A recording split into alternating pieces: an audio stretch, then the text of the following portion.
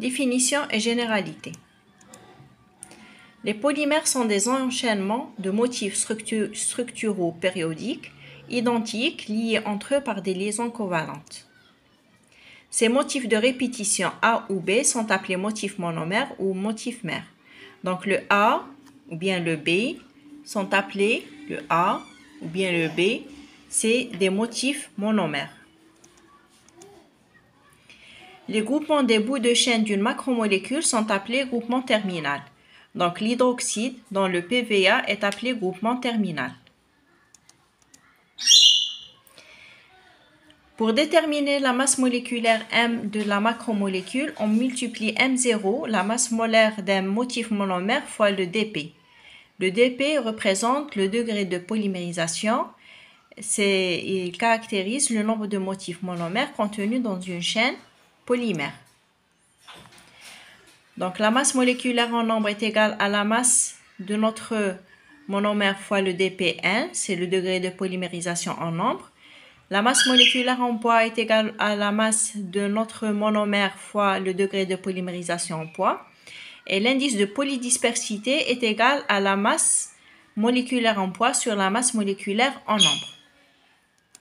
On peut calculer le Mn et le Mp ou bien Mw d'une autre manière. Le Mn est égal à la somme de Ni, Mi sur la somme de Ni. Et le Mw ou bien le Mp est égal à la somme de Ni, Mi au carré sur la somme de Ni, Mi. Ni, c'est le nombre de chaînes et le M, c'est la masse de notre macromoléculaire. Dans le cas où Mn est égal à Mw, toutes les chaînes macromoléculaires du polymère ont la même masse moléculaire et le même degré de polymérisation. Donc dans ce cas, on parle d'une polydispersité est égale à 1. Donc dans ce cas, la taille des chaînes est identique. Un polymère peut être caractérisé par son degré de polymérisation ou sa masse moléculaire. Le degré de polymérisation, c'est le nombre total de monomères contenus dans une macromolécule. Donc lorsque le degré de polymérisation est inférieur à 30, on parle d'oligomère. Lorsqu'il est supérieur à 30, on parle de polymère. On passe maintenant à la classification des polymères. On peut les classifier selon leur origine. On a des polymères naturels et des polymères synthétiques. On peut les classifier selon la structure chimique, selon la structure de chaîne ou bien la structure de chaîne.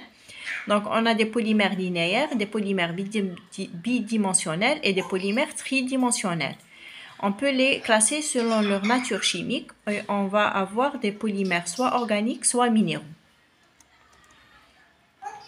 On va prendre à titre d'exemple des polymères naturels. On a l'acide nucléique, l'ADN ou bien l'ARN, ou bien la cellulose.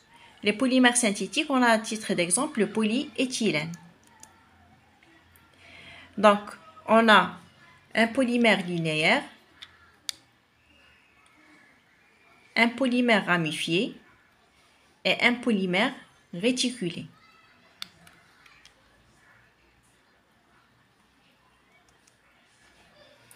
Pour le graphite, c'est un polymère bidimensionnel.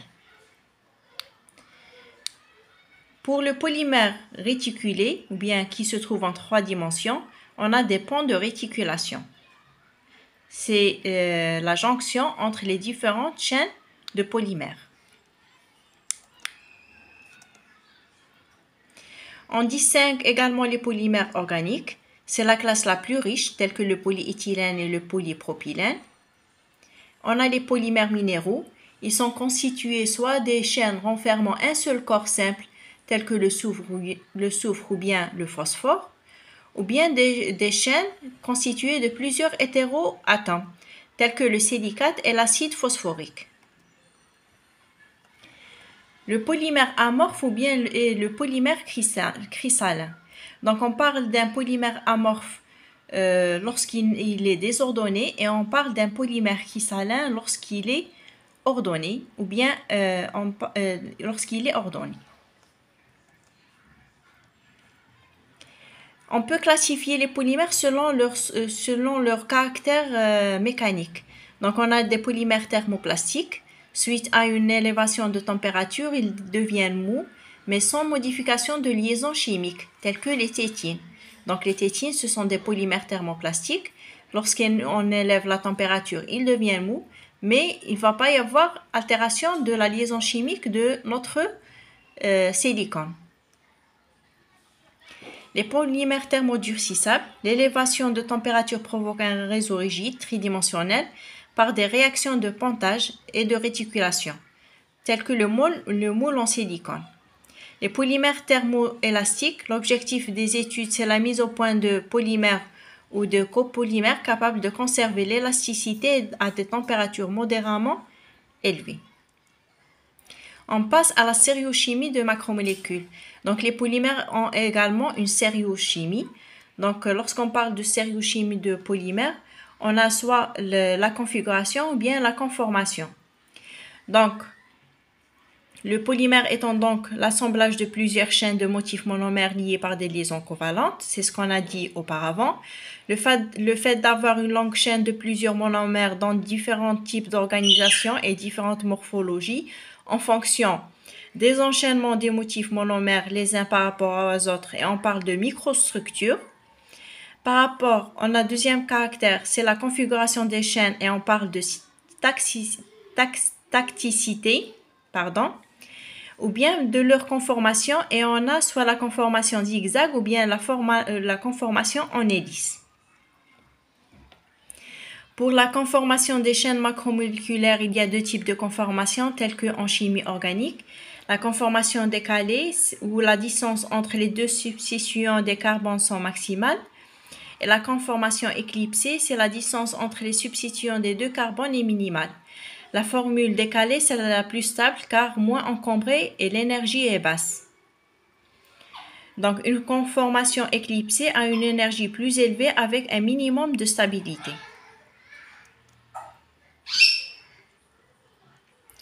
Donc, pour cette molécule, elle est moins stable par rapport à cette molécule où les différents constituants sont éloignés, surtout les constituants les plus volumineux. Plus les molécules ou bien les constituants volumineux sont éloignés, plus la molécule est stable.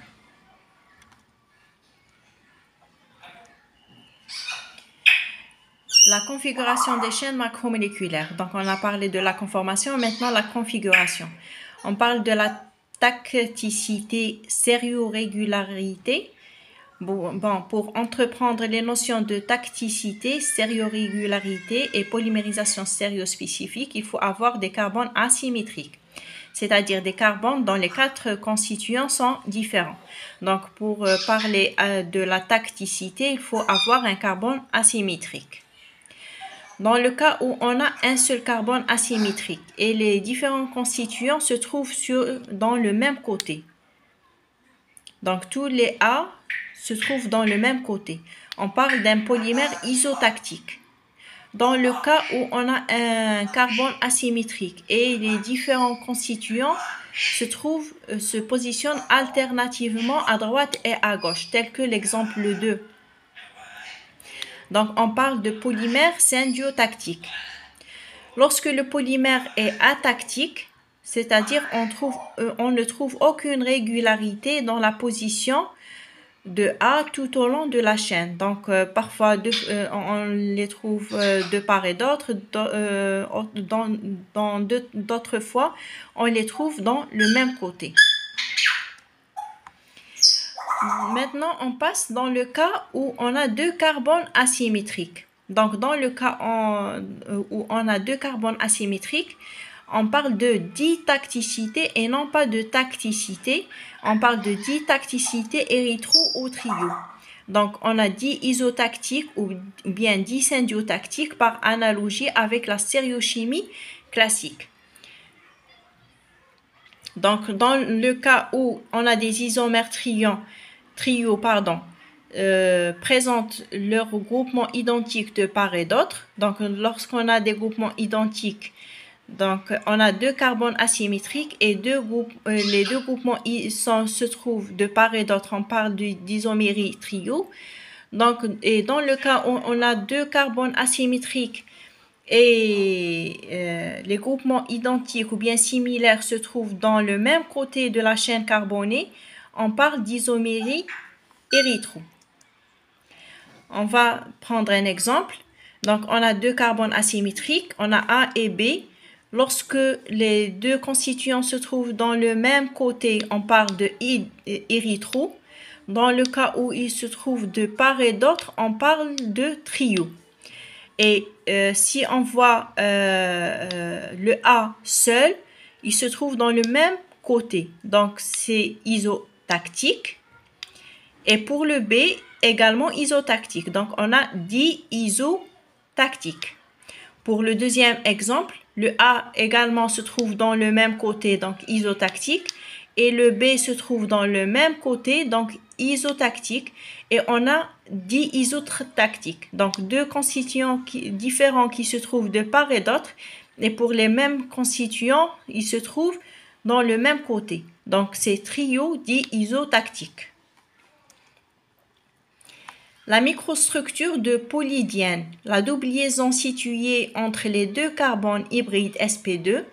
Donc, dans ce cas, on parle de isomérie cis et trans. Dans le cas où notre polymère ou bien notre monomère contient une liaison double, on parle d'isomérie cis et trans.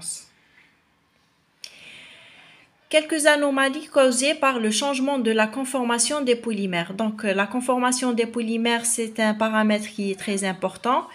Le changement de cette conformation provoque certaines anomalies. Donc, environ une vingtaine de maladies comprennent des anomalies de repliement protéique comme l'amylose. On a la maladie d'Alzheimer, le diabète de type 2 et la maladie de Creutzfeldt-Jakob, la maladie de la vache folle. Donc, il y a eu un changement de conformation décalé à la conformation éclipsée ou bien l'inverse. Donc, la bonne connaissance de conformation des polymères est très importante. Je vous remercie.